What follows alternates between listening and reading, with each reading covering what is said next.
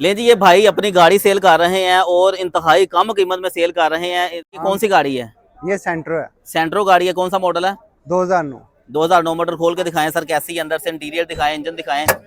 जो कीमत आपने लगाई हुई है, मुझे नहीं लगता कि इस कीमत में बहुत चीप प्राइस है। हाँ, ये आप अंदर से इंटीरियर व्यूअर्स इसका चेक करें जी। सर कोई काम तो नहीं होने वाला, लीकेज तो नहीं है? बिल्कुल डन है सर। अच्छा, और टचिंग वगैरह, पेंट शेंट? फ्रंट एंड बैक बम्पर थोड़ा टचअप है, बाकी ओके है।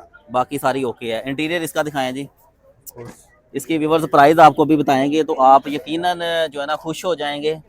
जो लोग कारोबार करना चाह रहे हैं, ऑनलाइन टैक्सी वगैरह चलाना चाह रहे हैं, तो उसके लिए भी बेहतरीन होने वाली। एवरेज क्या है इसकी? 12 से 14 है।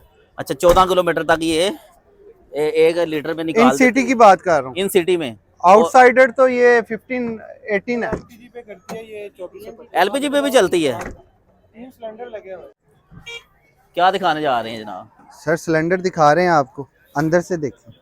वाह, क्या ओए हो, 3 सिलेंडर इसमें लगे हुए हैं जी जनाब। सर, जी सर। अच्छा, कितने किलो गैस आ जाती है इसमें?